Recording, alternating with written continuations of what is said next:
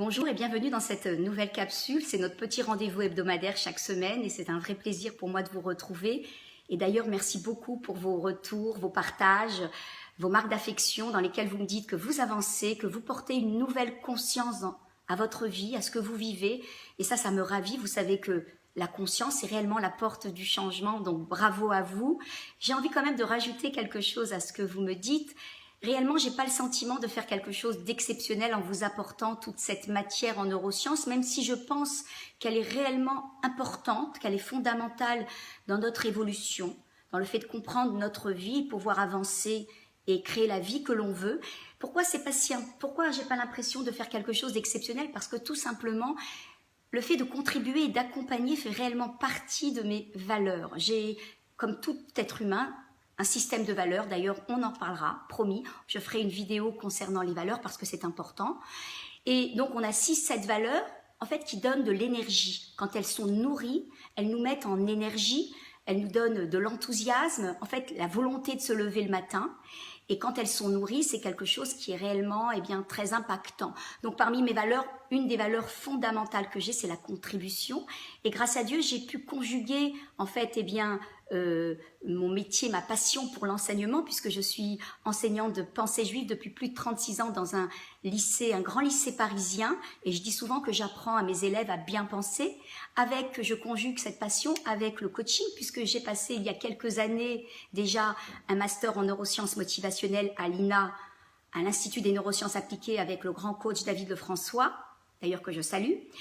Et ces deux passions, en fait, réellement m'aident à justement comprendre davantage la dimension humaine pour pouvoir aider les hommes, les femmes à pouvoir se rapprocher de leur projet de vie, à pouvoir être en harmonie avec eux et avec les autres. C'est pour ça qu'à mon tour, je vous remercie, parce que grâce à vous, je peux nourrir cette valeur. Et je vais vous dire autre chose, c'est qu'en fait, un bon coach est un entraîneur de vie. Donc moi, j'ai réellement ma volonté, ma vocation, c'est de pouvoir vous aider, vous entraîner à être heureux. Et puisque je parle de bonheur, ça tombe très bien. Et dans la prolongation de la capsule que l'on a vue la semaine dernière, que j'ai postée sur Facebook, il y a en fait une dimension qui a bouleversé la psychologie moderne au travers des thérapies comportementales. C'est réellement tout ce que l'homme est, tout ce que l'homme était, tout ce que l'homme a, tout ce que l'homme possède ou ne possède pas, dépend de son système de croyances. En fait, l'être humain, au fil du temps, a évolué au travers d'un système de croyances. Par exemple, tous ces bâtisseurs du monde ont cru à un moment que la Terre était plate. La minute d'après, ils ont dit que la Terre était ronde. Donc, en fait, c'est ce qui a forgé l'homme, qui a aidé l'homme à évoluer. On a des croyances sur tout. On a des croyances sur nous, on a des croyances sur l'homme, sur la femme, sur la réussite, sur le couple, sur l'éducation des enfants, dans tous les domaines. Et il faut savoir qu'en réalité, ces croyances sont déjà inscrites depuis que l'enfant est dans le ventre de la maman intra-utérine. Il va entendre en fait tout un mode d'impression, des schémas de pensée qu'il va carrément comme une éponge incorporer. Et lorsqu'il va sortir, pour ne pas remettre en cause, même si parfois il pense qu'il y a des incohérences dans la façon de penser des adultes, pour ne pas être rejeté, il va prendre tout cela à bras-le-corps et il va passer 80% de sa vie à certifier que en fait toutes ces croyances sont réellement tiennent debout et qu'elles sont importantes. Et non seulement cela, il va faire en sorte que sa réalité confirme ses croyances. On appelle ça une distorsion. Finalement, ces croyances confirment sa réalité. Donc, en fait, il va en faire des prophéties autoréalisatrices. Simplement, dans ces croyances, il y a des croyances ressources qui développent le plein potentiel de l'individu, et il y a également des croyances limitantes qui vont le tirer vers le bas. Ces croyances sur le mariage, sur la réussite en couple, sur le fait de trouver un conjoint, sur l'argent, sur les hommes, sur les femmes. Enfin, il y a toutes sortes de croyances et finalement, tant qu'on n'a pas mis sur la table toutes ces croyances, 80% de ces croyances ne nous appartiennent pas, elles appartiennent à nos référents parentaux, aux médias, aux livres, aux institutions, et c'est pas réellement un choix. Finalement, c'est comme si on nous invitait à être d'une certaine façon, à rêver d'une certaine façon, on nous mettait dans une forme de conformisme dans lequel on va passer toute notre vie sans nous permettre, sans nous autoriser d'ouvrir d'autres fenêtres, d'autres portes et pouvoir évoluer selon notre choix, selon notre potentiel. Donc vous comprenez, quand on parle de croyances limitantes, c'est quelque chose qui limite énormément. C'est quelque chose qui va s'inscrire en fait dans notre ADN comme une carte mémoire.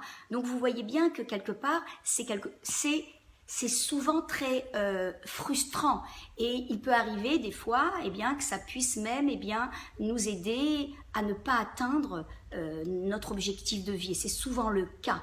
Donc l'idée c'est que un adulte, à mon sens, c'est quelqu'un qui est capable de remettre les choses à plat. Donc réellement, je vais vous inviter aujourd'hui à mettre les choses à plat en vous posant la question: quels sont les points dans ma vie à note basse, où je n'ai pas évolué, où je sens qu'il y a un statu quo, je n'arrive pas à avancer. Et essayez de se dire, ok, tiens, qu'est-ce que je pense sur moi? Qu'est-ce que je pense sur les enfants? Qu'est-ce que je pense sur mon couple? Qu'est-ce que je pense concernant tout ce qui tourne autour de mon activité professionnelle, sur la réussite, etc., etc. Et de se dire quelles sont les croyances? Qu'est-ce que je crois? Qu'est-ce qui m'empêche d'avancer? Et de se dire pourquoi je crois ça? Oui, très bien. Par exemple, sur mon couple, je pense que de toutes les façons, l'amour n'existe pas. Ça peut être ça, l'exemple. Ok, je pense que l'amour n'existe pas. Pourquoi? Parce qu'en fait, mes référents parentaux, en termes de couple, c'était pas exceptionnel. Donc, j'essaye un petit peu de me dire que finalement, comme ce sont mes référents, le couple ne peut jamais être heureux. Et pourquoi est-ce que c'est comme ça? Et pourquoi ça a été comme ça? Parce que dans ma vie, j'ai jamais réellement fait des choix. J'ai toujours suivi, j'ai été suiveuse. Et pourquoi c'est comme ça? Et finalement, tous ces pourquoi, en réalité, ce sont ces croyances limitantes. Donc déjà, le premier point, c'est d'en prendre conscience. Je vous le dis souvent, la conscience, c'est réellement la porte du changement. Quand je me pose de bonnes questions, je trouve les bonnes réponses. Donc se poser des questions. Deuxièmement, de se dire, ok, tout ça, ce ne sont que des programmes que j'ai installés à l'intérieur de mon cerveau. D'accord? C'est un programme. Troisièmement, il faut savoir que, quand j'y pense, ce programme, ces croyances limitantes, ont gouverné ma vie. D'accord? C'est elle, parce qu'en fait, qu'est-ce que c'est qu'à la base? C'est une pensée, une croyance sur laquelle je me suis arrêtée, qui est devenue ma vérité, une réalité, ma réalité. Donc réellement, à la base, ce n'est qu'une pensée, c'est la pensée des pensées. Et troisièmement et quatrièmement, c'est de se dire comment je pourrais la remplacer par une croyance ressource. Qu'est-ce que je pourrais placer à la place qui me tire vers le haut? Par exemple, en termes de bonheur, si je dis de toutes les façons, le bonheur en couple n'existe pas, c'est de pouvoir passer à cette croyance limitante à la logique d'intention. J'ai l'intention jour après jour de me rapprocher de mon bonheur. J'ai l'intention de m'autoriser moi aussi à être heureuse. J'ai l'intention de faire des choses qui sont bonnes pour moi. J'ai l'intention de choisir ce qui est bon pour moi. Et finalement, ces phrases, ces intentions, les répéter en mantra jour après jour pour installer un nouveau programme. Un programme qui va être écologique pour moi, qui va me tirer vers le haut et qui va me permettre de pouvoir me réaliser comme je le souhaite. Je ne vous cache pas, je vais vous raconter une petite expérience personnelle. Quand il y a plusieurs années, j'ai dû retourner sur les bancs de l'école à l'INA pour pouvoir passer ce master en neurosciences. Pour moi, ça a été très complexe parce que j'ai toujours compris, entendu que finalement, à un certain âge, le cerveau est ramolli et pour pouvoir incorporer toute cette matière, parce qu'il y avait énormément de matière incorporée, énormément de processus. Comprendre le cerveau, c'était pas quelque chose de facile. Il a fallu que je me dise, écoute, toi, Hana, même si tu es grand-mère de 9 petits-enfants, il va falloir que tu puisses couper cette croyance limitante et choisir ce qui est bon pour toi, ce que tu veux vraiment dans la vie. Et donc, j'ai combattu ces croyances pour pouvoir, y arriver.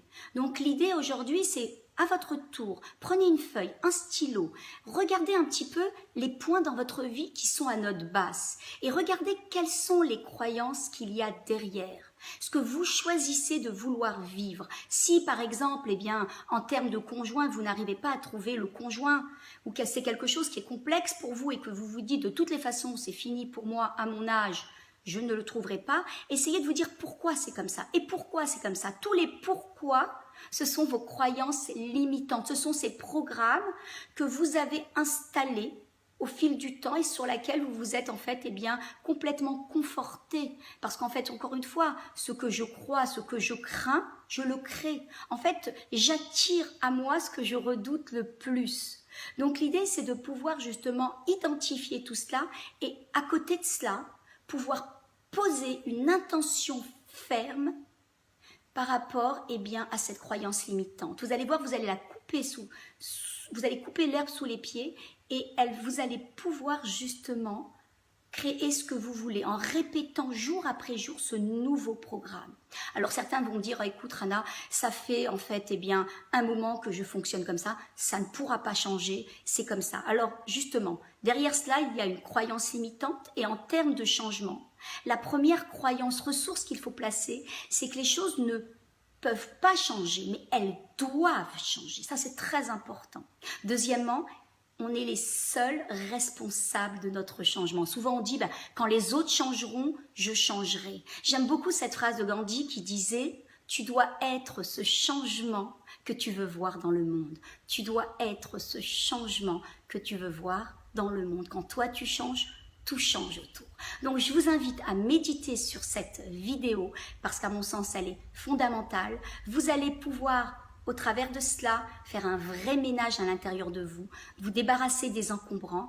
Vous allez voir, quand on voyage léger, c'est super agréable. Je vous dis à bientôt. Prenez soin de vous. À bientôt. Au revoir.